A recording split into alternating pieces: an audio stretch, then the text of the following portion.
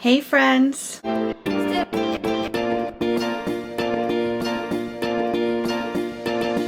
My name is Desiree, aka Mama Friendly, and I do all sorts of videos on my channel. Cooking videos, vlogs, hauls, Disney content, a little bit of everything. So if any of that sounds like fun to you, I hope that you will subscribe and join me on my YouTube adventure. We're getting into the fall now, officially, even though in South Florida it is still in the 90s, but I thought it would be a great time to share a cozy, hearty recipe with you guys. And I've been on a little bit of a shelf cooking kick lately. I did a video that I called Shelf Timber. It was actually a collab with a bunch of my friends. I'll post the playlist for that up here. But basically the idea was to encourage people to make recipes with things that they already had in their pantries and freezers to kind of use up what you've got. And so this recipe is a great way to use up leftovers. It uses a bunch of pantry staples, things you probably already have in your freezer. So I'm gonna attempt this myself for the first time. Hopefully it's successful. It sounds like it's gonna be really tasty, and maybe you can make it for your family as well and let me know how you like it. So let's jump right into the ingredients, and I want to show you guys a little bit of adjustments that I'm making because, as you might know, I eat exclusively gluten and dairy free. If you don't, that's okay. You can just use the regular versions of these ingredients, but like I said, I'm going to point out some things so that if you're on a similar dietary plan, you know what to do to make sure that this recipe is safe. So the first thing you're going to need is 3 to 4 cups of cooked skinless chicken breast, diced up. You can use a chicken like a rotisserie chicken that's already made, which is where the leftovers come in. This one's from Publix. It's a lemon pepper chicken. It really doesn't matter what flavor you want to use because regardless, we're going to take the skin off. But I eat this regularly and without incident. That's better now that it's in focus, huh?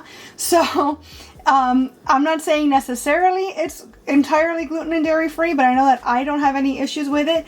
Make sure to check your ingredients. If you're really concerned, you could always just boil chicken breast and cut it up, season it however you like it. But the idea is to come away with 3 to 4 cups once it's cooked.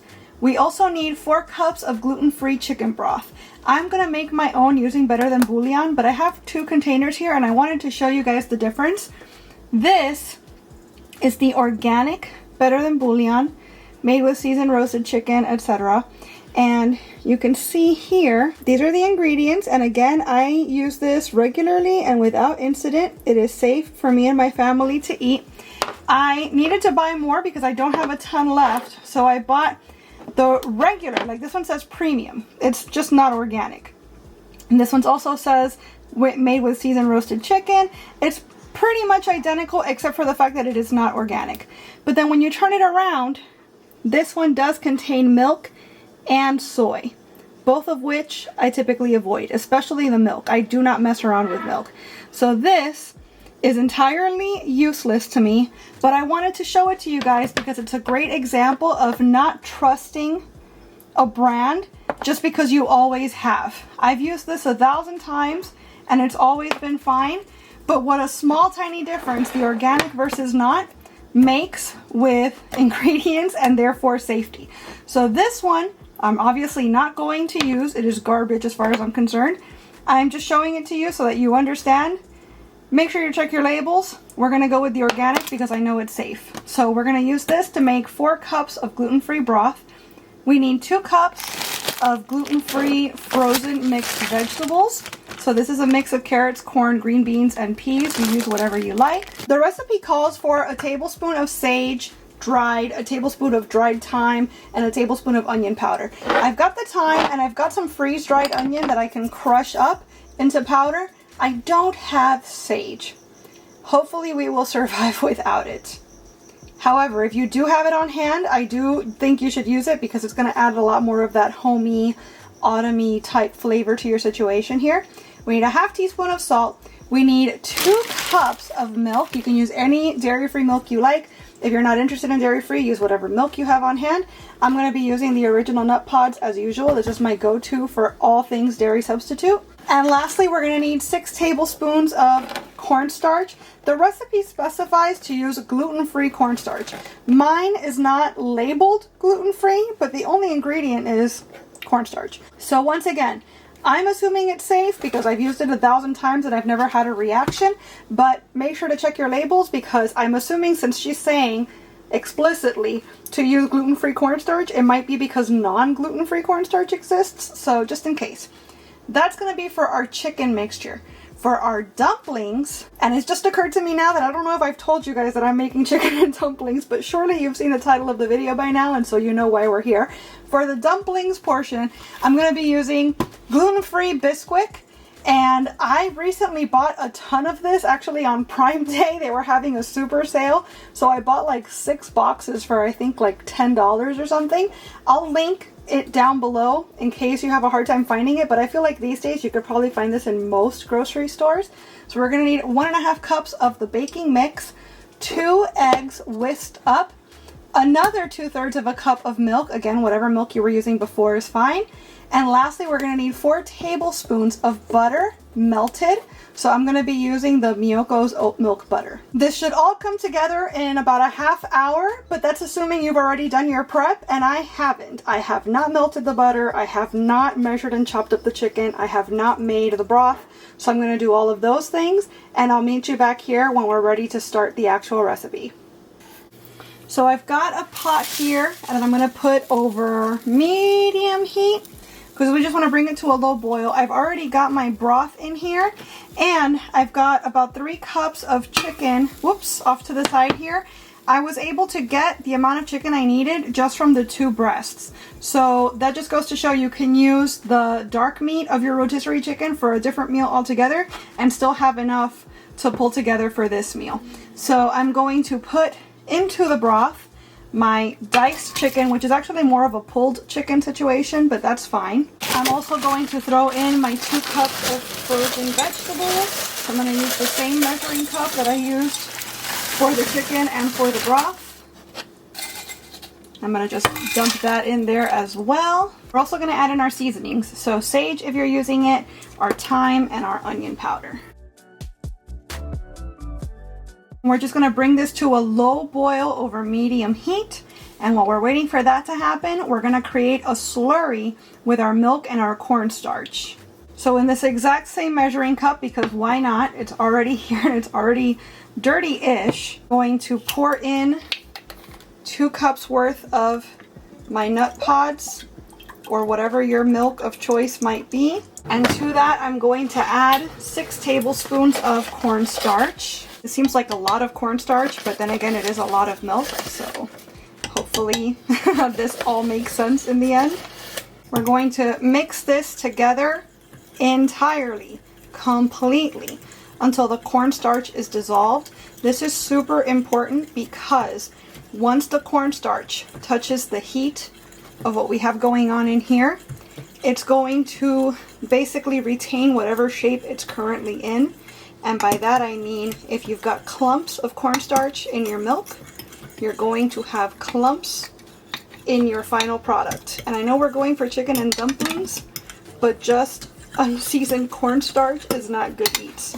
So we're going to take our time because this still has to come to a low boil. We've got frozen veggies in here, so that might take a minute. So we're going to just take that time and really focus our energy on dissolving that cornstarch into our milk. Considering we're going to end up adding dumplings to this at some point, I feel like a wider pot might have been better than a tall one like this. But something that I want you to keep in mind is that whatever pot you use, it needs to have a lid, because the lid is going to help in steaming the dumplings and cooking them through. And the wider pot that I had does not have a lid to it. So that's why I went with this one. This looks like it's going to be fine regardless because it's plenty big. I still have lots of space in it. But just something to keep in mind, if you have a wider pot, that might help with the distribution of dumplings a little better. But use what you've got. We're now officially at a low boil with our chicken stock veggie mixture. And so I'm going to go ahead and pour my milk and cornstarch into the situation here. We're going to give it all a nice mix, get everything incorporated, and we're going to let that continue to boil while we work on our dumplings. I've got a medium, well this is actually more of like a large bowl, but it's what we've got, so we're going to go with it.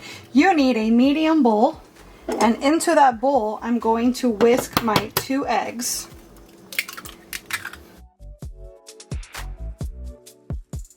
So now I'm going to take my 1.5 cups of the Bisquick gluten-free mix, and I'm going to put that into the bowl with the eggs.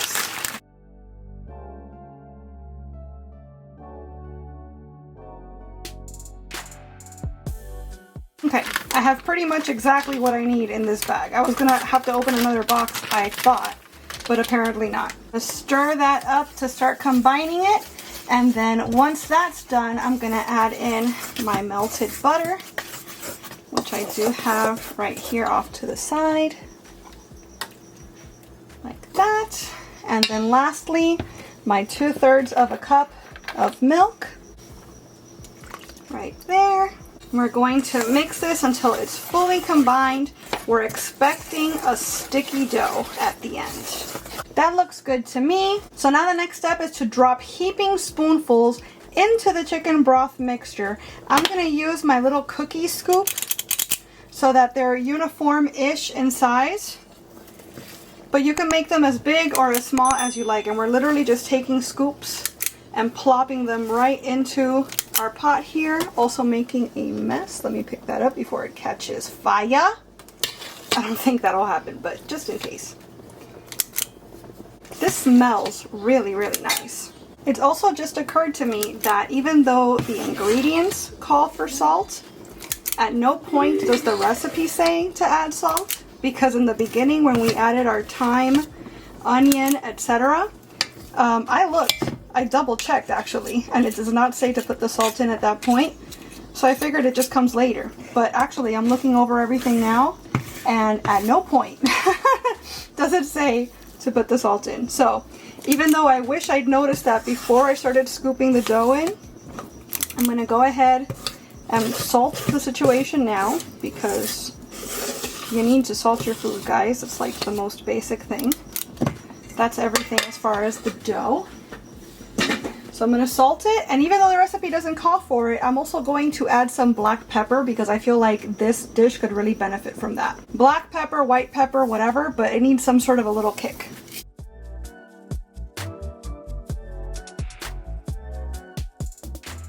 So now that our situation is all together, we're going to reduce the heat to low. I'm going to set a timer for 10 minutes. And at the end of that 10 minutes, I'm going to cover it, and I'm going to continue to cook it for another 15.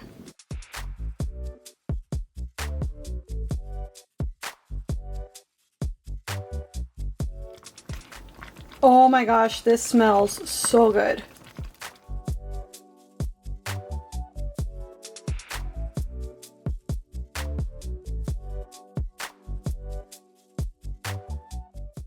Okay, I'm gonna pull it off the heat. This is probably gonna need more seasoning, or at least for the seasoning to be adjusted, because as you guys saw, I didn't season until the end, which means basically the dumpling layer got seasoned, but not the bottom bit.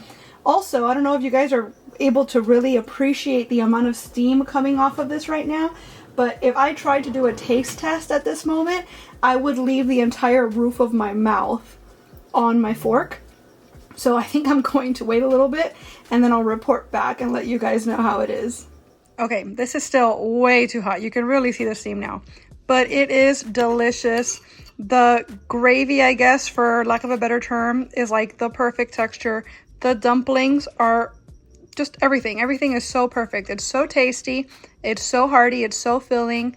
This makes great leftovers too. I am very, very happy with how this turned out. That was really delicious. I froze what was left of the chicken so I can make this again at some point. This is going to be on repeat this season for certain. It was just so tasty. The sage probably would have made it even better, but you can mess around with the herbs because even some oregano would probably be really nice in here. 10 out of 10. Try it for yourself. Let me know what you think. Come on back. Tell me how much you liked it. And if you like this recipe, there's a bunch more where that came from. I have, I think, over 240 gluten and dairy-free recipes on my channel right now. So look up here if you haven't yet. Check out the links in the description box. Make sure you subscribe so you don't miss any of my recipes. And as always, thank you for being here and watching this video. If you liked it, give it a thumbs up before you go, and I'll see you again real soon. Bye!